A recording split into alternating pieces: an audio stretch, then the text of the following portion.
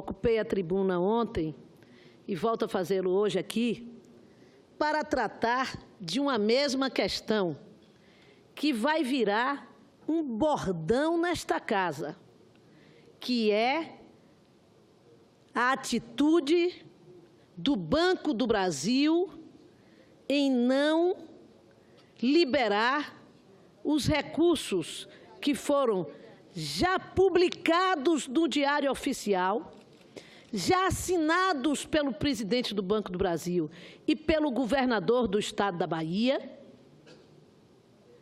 no empréstimo de 600 milhões, resultante da negociação feita pelos governadores com este presidente da República, que aí está, cheio de denúncias, mas que aqui negociou com o Senado Federal a aprovação, os seus líderes, da negociação das dívidas dos estados. E como esta negociação e esta legislação não beneficiava os estados do Nordeste brasileiro, em especial, porque somos pobres, mas cumprimos o nosso dever de ofício dentro de casa e temos uma boa saúde fiscal, exatamente por esta razão, foi prometido aos senhores governadores uma contrapartida da criação de crédito com empréstimos no Banco do Brasil para vir a socorrer as dificuldades de investimento dos estados nordestinos, que todos eles, como a maioria dos estados brasileiros, perdem receita. Esse acordo foi feito, foi publicado no Diário Oficial da União, posteriormente foi assinado pelo presidente do Banco do Brasil e pelo governador do nosso estado. E agora criou-se um impasse criado por forças políticas que negam, que receberam o voto do povo da Bahia, deputados do DEM, deputados de outros partidos, soube até que o deputado Arthur Maia, meu colega, durante tantos anos, tem feito a exigência, e mais o prefeito de Salvador, a exigência ao governo federal, tão frágil,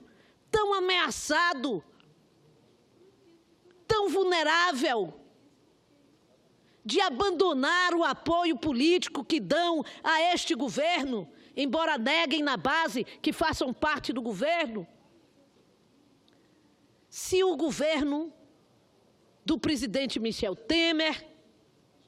que ilegitimamente chegou à presidência da República, num ato de conspiração política, liberar os recursos que devem hoje, porque assinados ao governo da Bahia, para investimento em infraestrutura e em ações de diversa natureza em nosso estado. Nós não vamos aceitar isto. Um governo que se desmancha a cada dia. Hoje, quem assistiu ao noticiário televisivo de todas as redes de comunicação não teve outro assunto que não as novas delações que fragilizam mais e mais o presidente da República. E este presidente, que vai se tornando cada vez mais refém da Câmara dos Deputados e dos seus interesses mais mesquinhos, hoje se coloca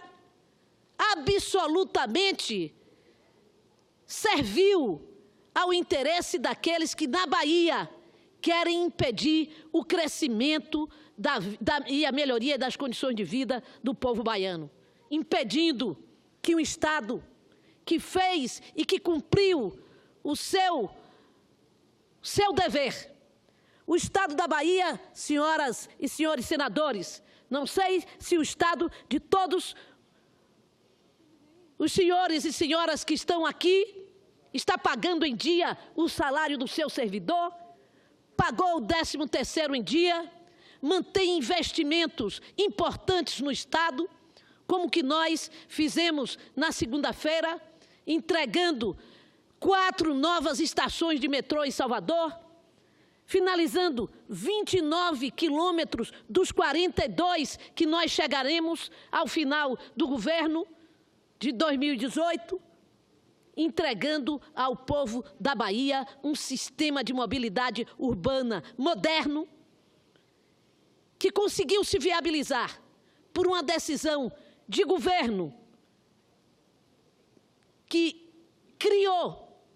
um formato de parceria pública e privada capaz de impedir que nós tivéssemos qualquer colapso para dar continuidade àquela obra de tamanha importância para a população de Salvador e de todo o estado da Bahia. Portanto, senhor presidente, a bancada da Bahia, unida nesta casa, continuará fazendo uma oposição que crescerá de tom a cada dia, enquanto nós não vermos resolvida esta questão que diz respeito à liberação de recursos para o governo do estado da Bahia.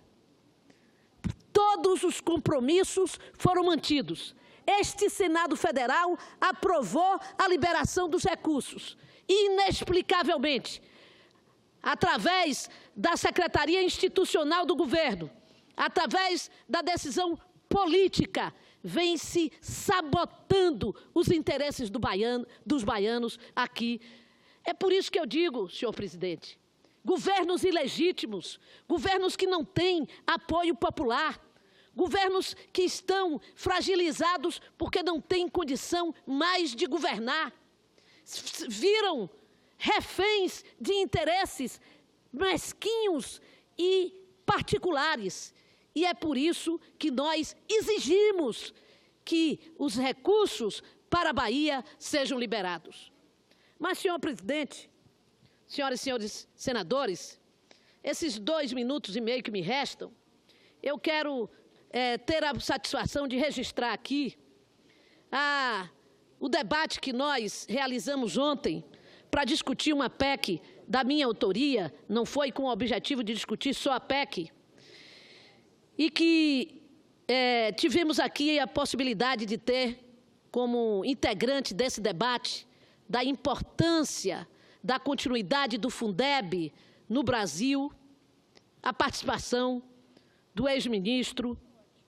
da Educação e ex-prefeito de São Paulo, Fernando Haddad. A nossa PEC, senador Cristóvão, prevê que além da manutenção do Fundeb, tirando da disposição transitória e colocamos no texto constitucional, já que você tem uma política de gastos públicos, uma política macroeconômica que foi colocada na Constituição e que excetuou os gastos do Fundeb, a importância que nós temos de impedir que o Fundeb acabe em 2020 fez com que nós pudéssemos trazer para esta casa uma PEC que propõe a manutenção, a permanência do Fundeb, avançando, transformando, fazendo com que a política de interiorização da educação, que fortalece a presença hoje da educação, o crescimento da educação básica em todas as regiões, inclusive nas regiões mais frágeis economicamente, como o Norte, como o Nordeste, e que tenha o aumento da participação da União. A participação da União no Fundeb hoje está de, no mínimo, 10%, não menos que 10%. Na nossa PEC, nós propomos que, ao longo de 6 anos, esta participação cresça para 50%, fazendo com que o fundo, nesse período, a partir da implantação da PEC, de hoje até daqui a 6 anos, pudéssemos ter, em vez de 12 milhões e 88, de 12 bilhões, nós pudéssemos ter 64 bilhões investidos na educação. O senador Cristóvão Buarque, ao defender a PEC 55, a PEC dos gastos aqui, por muitas vezes disse que o Senado seria, e o Congresso Nacional, positivamente chamado a escolher onde investir. Pois bem, através da nossa PEC, nós respondemos a esse desafio. Vamos investir em educação. Vamos fazer com que a União concentre os seus recursos para alimentar e financiar a educação pública de base neste país, através do Fundeb. E eu quero, portanto, agradecer a todos aqueles que participaram da nossa audiência pública, ao senhor Antônio Edilvan, presidente do CONSED, o Conselho Nacional de Secretários de Educação, ao senhor Heleno Araújo, presidente da CNTE, a Daniel, Confederação Nacional dos Trabalhadores de Educação, a Daniel Cara, coordenador geral da Campanha Nacional pelo Direito à Educação, e a Alessio Costa, presidente da Undime, União Nacional dos Dirigentes Municipais de Educação, que iniciaram esse processo de debate aqui no Senado, que nós esperamos que